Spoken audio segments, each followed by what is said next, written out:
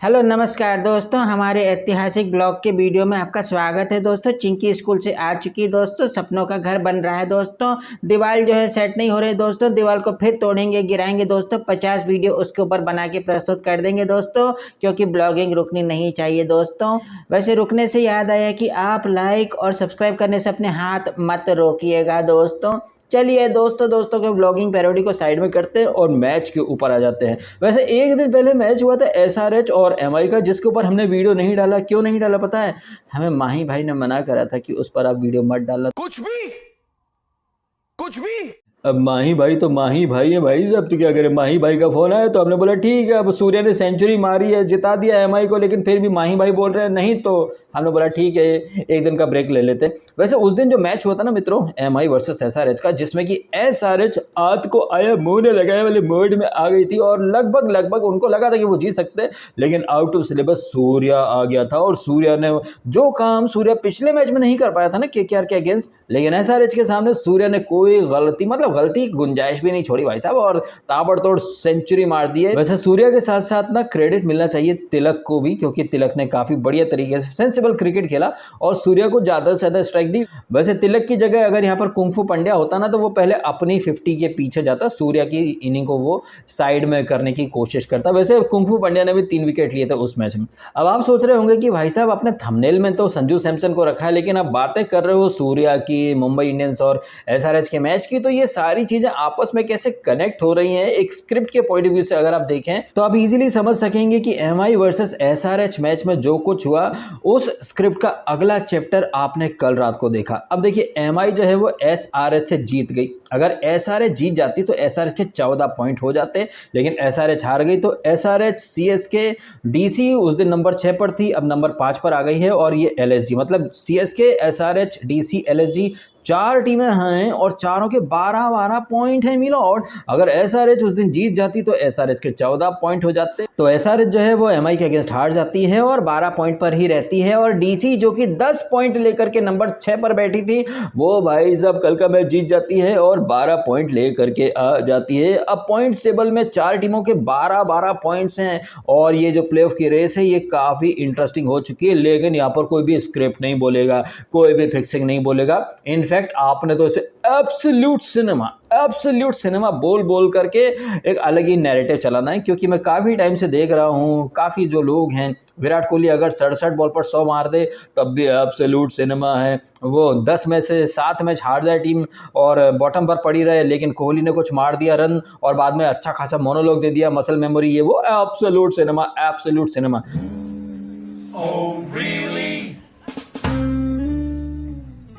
जबकि आईपीएल के अंदर एब्सोल्यूट सिनेमा जो है वो कहाँ पर है और किस जगह वो दिखाई दे रहा है, इसके बारे में बहुत सारे लोग बात करने से कन्नी काटने की कोशिश करते हैं या फिर कहीं ना कहीं बचने की कोशिश करते हैं, क्योंकि लोग अगर इस तरह की बातें करेंगे तो भाई उन्हें कोई देखेगा नहीं ना। बिकॉज लोग देखते उन्हीं को हैं जो इंडिविजुअल्स, जो प्लेयर्स हैं, उन्हें महिमा मंडित करें, किसी को किंग बोलें, किसी को थाला बोलें, किसी को हिटमैन, किसी को मिस्टर 360। इनफैक्ट संजू सैमसन के जो फैंस हैं वो सोशल मीडिया पर बहुत ज्यादा उसको सपोर्ट भी करते हैं। और कल जिस तरीके से संजू सैमसन को आउट दिया गया है तो फैंस का गुस्सा अपने पीक पर है। बट फैंस तो गुस्सा हो रहे हैं, कई तरह की बातें भी कर रहे हैं। मुझे भी काफ़ी वीडियो आए, मैंने भी एक वो इंस्टाग्राम पर रील शेयर करी है जहां पर क्लियरली दिखाई दे रहा है कि संजू सैमसन नॉट आउट था, क्योंकि वो जो फील्डर था शे होप, उसने जब कैच पकड़ा तो उसका जो पैर था, जूता, वो जो है वो बाउंड्री क्वेश्चन को टच कर गया था। इनफैक्ट स्टार स्पोर्ट्स पर तो सिद्धू पाजी, ये देखो टच हुआ, ओ गुरु दूसरी बार टच हुआ, सिद्धू पाजी ऑन एयर बार बार बोल रहे थे कि भैया पैर टच हो चुके हैं बाउंड्री क्वेश्चन पर, लेकिन इसके बावजूद थर्ड एम्पायर जिसके पास इतने सारे कैमराज है, टेक्नोलॉजी है, सब कुछ है, उसके बावजूद एम्पायर ने जो है वो संजू सैमसन को आउट दिया। एम्पायर ने संजू सैमसन को आउट दिया या फिर ये पहले से पूर्व नियोजित था कि भैया कुछ भी हो जाए आरआर जो है वो इस मैच में हारेगी। अब जब मैं इस तरह की बातें करता हूं तो फिर मुझे काफी कमेंट आते हैं, क्या यार डीएसके भाई तुमको हर चीज में स्क्रिप्ट क्यों दिखाई देती है, थोड़ा उस चीज से परे हट करके सोचने की कोशिश करो। तो मैं परे हट के सोचने की बहुत कोशिश कर रहा हूं, लेकिन जब मैं पूरे मैच को देखता हूं सिलसिलेवार तरीके से और एक दिन पहले जो मैच हुआ था उसको भी देखता हूं, तो यार चाहूं ना चाहूं लेकिन वो स्क्रिप्ट और ये जो सीक्वेंस ऑफ इवेंट्स है वो कहीं ना कहीं मेरे को मजबूर कर देते हैं कि मैं चीज़ों को उसी तरीके से देखूं, समझूं जिस तरीके से देखने की मेरी आदत है। आप खुद सोचिए, एसआरएच अगर जीत जाती तो उसके 14 पॉइंट हो जाते, लेकिन वो हारी, और उसकी हार का फ़ायदा किसको मिला? इसको डीसी को, वैसे एलएसजी को भी फ़ायदा मिला। और इनफैक्ट इत्तेफाक से आज एलएसजी और एसआरएच का ही मैच है और वो एसआरएच के होम ग्राउंड पर है, और एसआरएच वाले अपने होम ग्राउंड पर अगर बैट फर्स्ट कर गए तो अगेन आप 200-250 देख सकते हैं, बिकॉज एलएसजी के पास कोई क्वालिटी बॉलर्स है नहीं। वो मयंक यादव इंजर्ड हो गया है, हेनरी को खिला नहीं रहे हैं, और बाकी जो इंडियन बॉलर्स है, बिश्नोई तो फॉर्म में है ही नहीं, मोहसिन खान को पिछले मैच में चोट लग गई, कंकशन, हाँ हो सकता है कि वो वापस आ जाए, बट वो दम नहीं दिख रहा है मुझे एलएसजी के बॉलर्स में, क्योंकि जो एलएसजी का पिछला मैच था अपने होम ग्राउंड पर वो 200 लुटा बैठे थे। इस सीज़न में पहली बार ऐसा हुआ है कि लखनऊ की टीम ने अपने होम ग्राउंड पर 200 लुटा दिए हैं। अब आज देखते हैं कि बार बार 200 बनाने वाली जो टीम है एसआरएच, वो ये एलएसजी के सामने कितने रन ठोक पाती है। खैर वो जब होगा तब होगा, लेकिन बात करते हैं फिलहाल जो कल मुकाबला हुआ था इसका, आरआर का और डीसी का। तो इस मैच में संजू सैमसन को जिस तरह से एम्पायर ने आउट दिया है, ये जो फैसला है, ये पूरी लाइमलाइट, ये पूरा अटेंशन लेकर के चला गया, और फैंस और सारे एक्सपर्ट्स जो है वो कहने लग गए कि यार Sanju the loan warrior, 80 something बनाया उसने अपनी टीम की तरफ से, इकलौता वही था जो कि फाइट दे रहा था। जायसवाल और रियान पराग जो कि पिछले मैच में एसआरएच के अगेंस्ट दमदार तरीके से चले थे, दोनों फ्लॉप हो गए।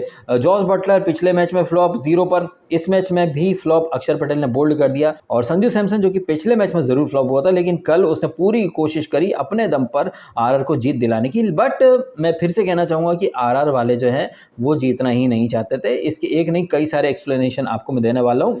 उससे पहले मैं आपका ध्यान एम्पायरिंग की तरफ खींचना चाहूँगा। ये तो आपने भी देख लिया कि एम्पायरिंग कितनी घटिया जा रही है इस आईपीएल में। मतलब थर्ड एम्पायर जिसके पास सारे रिसोर्सेज हैं, रीप्ले, स्लो मोशन, हर चीज़ वो यूज़ कर सकता है, इसके बावजूद जो थर्ड एम्पायर्स हैं वो हर मैच में घटिया एम्पायरिंग के रिकॉर्ड बनाए जा रहे हैं। I think it's high time की जो टीमें हैं, जो कि 11 खिलाड़ी अनाउंस करती हैं, एक खिलाड़ी को इम्पैक्ट सब के तौर पर लेकर के आते हैं, आई थिंक उन्हें प्लेयर नहीं एम्पायर के नाम दे देने चाहिए कि हमारी तरफ से ये एम्पायर इम्पैक्ट सब बनेगा, हमारी तरफ से ये एम्पायर जो है इम्पैक्ट सब बनेगा, क्योंकि एम्पायर जो हैं वो किसी ना किसी एक टीम की तरफ से तो खेल रहे हैं, ये तो इस्टेब्लिश हो गया है।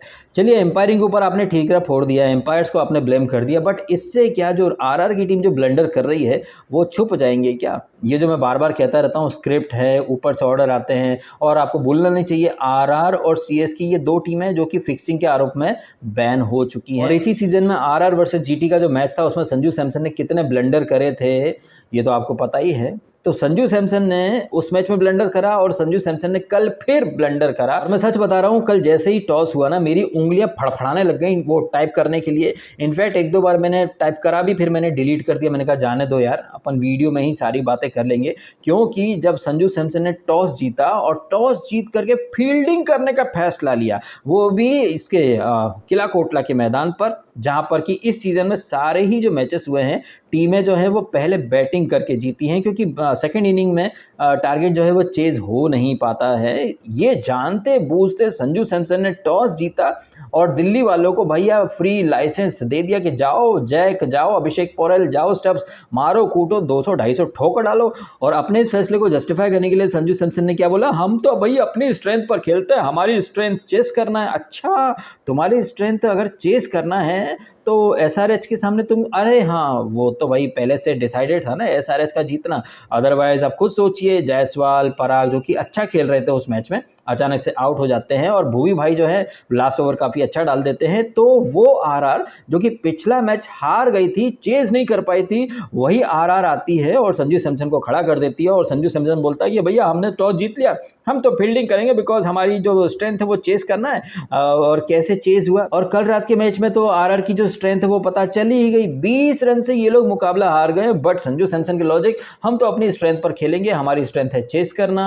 भाई जब 180 190 हो तो समझ में आता है, बट आपको पता है कि दिल्ली का मैदान छोटा है, और जैक कहें या फिर पोरेल कहें और स्टब्स कहें, जिस अंदाज में इन्होंने धागा खोला है और 220 से ऊपर बना दिए, तो 200 का टारगेट, मतलब पहले ही आधी जंग तो आप वहीं पर हार जाते हैं, क्योंकि एक प्रेशर आप बन जाता है ना कि भाई इतने रन तो हर ओवर में बनाना ही बनाने हैं। और जायसवाल पिछले मैच में चला था, कल फ्लॉप हो गया, रियान पराग कल फ्लॉप हो गया, बटलर फ्लॉप हो गया, तो आपकी आधे से ज़्यादा स्ट्रेंथ तो वहीं पर ख़त्म हो गई पावर प्ले के अंदर ही। एंड उसके बाद तो सिर्फ फॉर्मेलिटीज़ थी, और कुलदीप ने और मुकेश और खलील ने मतलब वापस से फॉर्मेलिटीज़ जो है वो कंप्लीट कर दी। वैसे एक चीज़ और आपने देखी कि जब से वर्ल्ड कप का स्क्वाड अनाउंस हुआ है, ये जो यूजी चहल है ये तो परफॉर्म करना ही भूल गया। कल भी उसने तकरीबन तकरीबन 50 रन के आसपास दे दिए। I think exact number 48 something है, एक ही विकेट मिला उसको। वहीं रवि अश्विन, जिनका कि वर्ल्ड कप में सिलेक्शन नहीं हुआ है, इस सीजन में अब तक विकेटलेस जा रहे थे, लेकिन कल वो 3 विकेट ले गए। और उसके पीछे सबसे बड़ा रीजन भाई टेक्टिकल रीजन है, क्योंकि दिल्ली के जो बैट्समैन है उसमें 3 तो लेफ्ट हैंडर हैं, और लेफ्ट हैंडर के सामने ऑफ स्पिनर आए विकेट ले जाए, ये होना तो लाजमी है। ठीक वैसे जैसे फुद्दू फरन के अम्मी का नाम शब्बो आजमी है। तो कल रवि अश्विन जो है वो चमक गए, उधर से कुलदीप चमक गया, उधर से खलील ने भी 2 विकेट लिए, मुकेश ने भी 2 विकेट लिए। और आरआर की तरफ से बल्लेबाजी की बात करें तो अकेला संजू सैमसन ही चला। वहीं दिल्ली की बात करें तो ऋषभ पंत का जब से सिलेक्शन हुआ है वो भी रन बनाना भूल ही गया है। कल भी फ्लॉप हुआ है, पिछले मैच में केकेआर के अगेंस्ट भी फ्लॉप हुआ था। तो वर्ल्ड कप में जिन लोगों का सिलेक्शन हुआ है ज़्यादातर लोग ना फ्लॉप ही हुए जा रहे हैं। हालांकि ये वाला जो लॉजिक है वो कप्तान साहब यानी रोहित शर्मा पर अप्लाई नहीं होता है। वो तो सिलेक्शन अनाउंस हो उसके पहले भी फ्लॉप थे, उसके बाद भी फ्लॉप है। आपने तो देखा ही एसआरएच के अगेंस्ट फिर से फ्लॉप हो गया। लेकिन सिंपैथी ऐसी दी जा रही है रोहित शर्मा को, उसका एक क्लिप वायरल हो रहा है जहाँ पर वो इमोशनल हो रहा है। मैं सही बताऊँ, रोहित शर्मा की जो रोने की एक्टिंग है उसके ऊपर हो सकता है कि कई लोग सिंपैथी दें, बट रोहित शर्मा कहाँ से कहाँ तक सिंपैथी डिजर्व करता है। रोहित शर्मा और हार्दिक पांड्या के बीच में ये जो एमआई की टीम पिस रही है, रोहित शर्मा अंडर परफॉर्म कर रहा है। वो परफॉर्म जानबूझ करके नहीं कर रहा है, लेकिन इसके बावजूद लोग जो है वो सिंपैथी देने पर उतार हुए हैं। भाई वो बंदा ऑलरेडी पेपर डाल चुके हैं, एम्प्लॉय की तरह बिहेव कर रहा है। वो टीम होटल में नहीं रुकता है, अपने घर जाता है, मैच की जब शुरुआत होती है उसके 1-2 घंटे पहले आ जाता है, मैच खत्म होते से ही अपने घर वापस चला जाता है, टीम के साथ रुकता नहीं है, किसी के साथ मिलता जुलता नहीं है। तो लेकिन फिर भी फैन जो है, अरे रोहित के लिए बुरा लग रहा है, रोहित के बुरा लगना चाहिए आपको हार्दिक पांड्या के लिए टेक्निकली अगर मैं बोलूँ तो। और ये हार्दिक पांड्या जिसको कि चारों तरफ से गालियां पड़ रही हैं और इसी को जाकर के सब कुछ फेस करना है, चाहे वो पैनल के जो एक्सपर्ट रहते हैं उनके सवालों के जवाब देना हो, मैच के बाद फेस करना हो, प्रेस कॉन्फ्रेंस वगैरह। तो अगर आपको सिंपैथी देनी है तो आप हार्दिक पांड्या को दीजिए, रोहित शर्मा को सिंपैथी की कोई जरूरत है नहीं, बिकॉज उससे तो पहले से पता था कि वो वर्ल्ड कप का जो स्क्वाड अनाउंस होगा उसमें वो कैप्टन बन करके जाएगा। वो परफॉर्म करे या ना करे कोई फर्क नहीं पड़ता, वो तो कप्तान है। तो जब उस बंदे को पहले से ही पता था कि मैं तो कैप्टनसी करने वाला हूँ वर्ल्ड कप में, जा करके मैं फ्लॉप हूँ, रन बनाऊँ, तो जब उसे पहले से पता है तब आप क्यों मतलब सिंपैथी दे रहे हैं उसको कि यार वो रो रहा है, बुरा फील हो रहा है। कोई बुरा फील करने की कोई ज़रूरत नहीं है। ये प्लेयर्स जितने भी हैं इनको सबको एक रोल दिया गया है और सब अपने अपने रोल को बखूबी निभा रहे हैं। और चूंकि रोहित शर्मा को पहले से ही पता था कि भाई साहब वो वर्ल्ड कप में कैप्टन बन करके जाएगा और इस आईपीएल में वो परफॉर्म करे ना करे, अब कई लोग हो सकता है कि कहे कि वो अपनी एनर्जी बचा रहा है भाई, अब अपना जो रियल जो गेम है वो वर्ल्ड कप में दिखाएगा।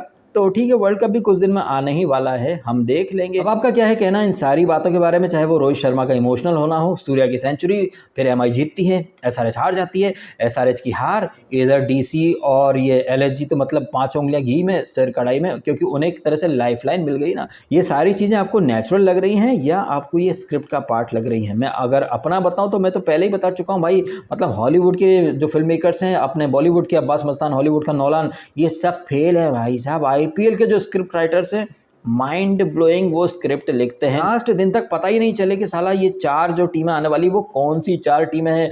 यही तो आईपीएल को इनक्रेडिबल प्रीमियर लीग बना देता है। क्या कहना है आपका इन सारी बातों के बारे में? कमेंट करें। आपने समय निकाला, वीडियो देखा, आपका धन्यवाद। Thank you so much.